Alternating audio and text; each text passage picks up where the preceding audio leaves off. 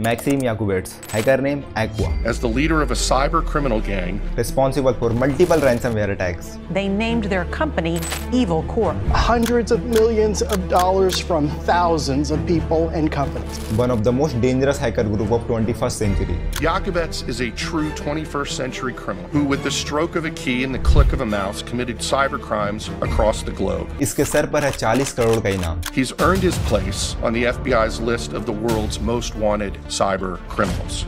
So here's the question. FBI का most wanted cyber criminal Russian police के सामने Lamborghini को स्पिन करता है. Lamborghini with custom licence plate BOP which means thief and still Russian government और FBI इसका कुछ नहीं कर पाती.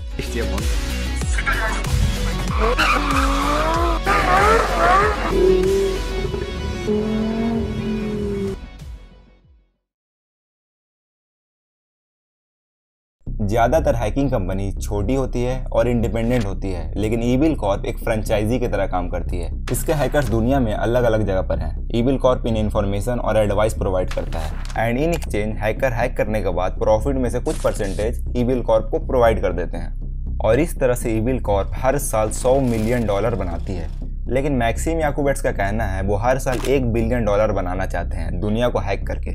2012 Maxim Yakubets of Moscow, Russia, as the leader of a cyber criminal gang responsible for the distribution of a multifunction malware package known as Bugat. Dridex malware को ही Bugat कहा जाता है. हैकर्स स्ट्रेटेजिकली मैक्रो वायरस को Microsoft Word और Microsoft Excel file में inject कर देते हैं और फाइल खुलने के बाद मैलवेयर डायरेक्टली कंप्यूटर के की लॉगर में इंजेक्ट हो जाती है और कीबोर्ड पर प्रेस हुए सारे डेटा को रिकॉर्ड करती है.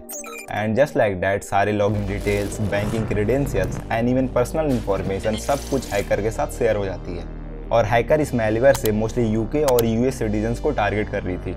और एक साल के बाद यूके से 20 मिलियन पाउंड और यूएस से 10 मिलियन पाउंड की चोरी होती है, रफली 250 करोड़. उस टाइम ड्राइडेक्स मैलवेयर को ईविल कॉर्प रन कर रही थी जिसमें मैक्सिम याकुबेट्स इनके लीडर थे.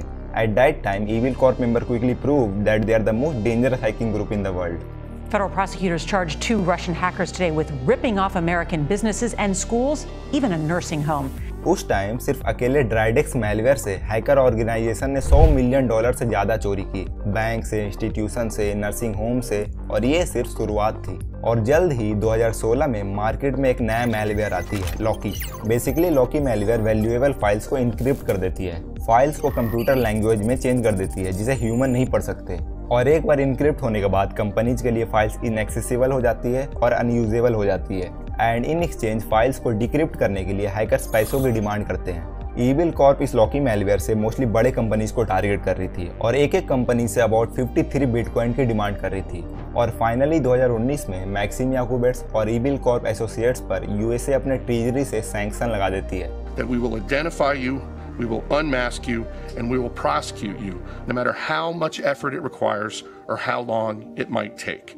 और मैक्सिम याकुबेट्स पर हाईएस्ट इनाम रखा जाता है $5 मिलियन की, जो एक हैकर के लिए हाईएस्ट अमाउंट थी. जुलाई 2020 हमें स्टोरी पता चलती है गार्मिन हैकिंग की. इसके सभी सिस्टम इनक्रिप्ट हो गए थे, सारे ऑनलाइन सर्विसेज डाउन हो चुकी थी और इसमें भी ईविल कॉर्प का ही हाथ था. Now they are targeting different companies. Now they look at companies one by one and then they go and target them one by one. और ईविल कॉर्प इसे ठीक करने के लिए $10 मिलियन की डिमांड करते हैं, लेकिन गार्मिन इसे पैसे देने से मना कर देती है. और फिर 4 दिन के अंदर हमें पता चलता है कि गार्मिन अपने डेटा को रिकवर कर रही है और सोर्सेस ये देखकर गेस कर लेते हैं कि गार्मिन ने ईविल कॉर्प को पैसे दे दिए हैं. एक बार मैक्सिम याकुबेट्स की लोकेशन ट्रेस हो जाती है. उन्होंने सेम अकाउंट का यूज करके अपने बच्चे के लिए स्ट्रोलर ऑर्डर करी थी. याकुबेट्स के घर पर इन्वेस्टिगेशन चलती है, लेकिन इससे ज़्यादा कुछ फायदा नहीं होता. रशियन गवर्नमेंट इस पर ज़्यादा कुछ एक्शन नहीं लेती और यूएसए दूसरे देश में जाकर इन्वेस्टिगेशन करने के लिए पावरलेस थी. लेकिन मैक्सिम याकुबेट्स पर रशियन गवर्नमेंट एक्शन क्यों नहीं लेती है? वो ओपनली रोड ब्लॉक करके कार को स्पिन करता है, वो ओपनली पेट टाइगर की वीडियो बनाकर अपलोड करता है, वो वेकेशन पर जाता है which cost up to $1 million per week. तो इसे जानने के लिए हमें टाइम में थोड़ा पीछे चलना होगा. 2017 मैक्सिम याकुबेट्स शादी करते हैं अलियोना से, जिनके फादर हैं x FSB officer Edward benders की.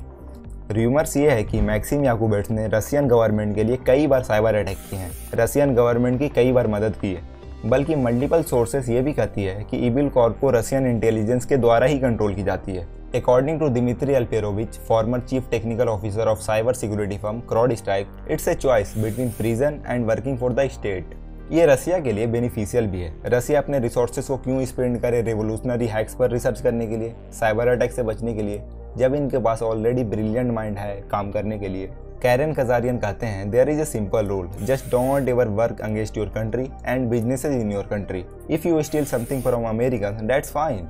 लेकिन इसमें इविल कॉर्प और रशियन गवर्नमेंट के बीच में कनेक्शन प्रूव करना आसान नहीं है। रशियन हैकर्स फेक नेम और सूडो नेम से छुपे हुए रहते हैं।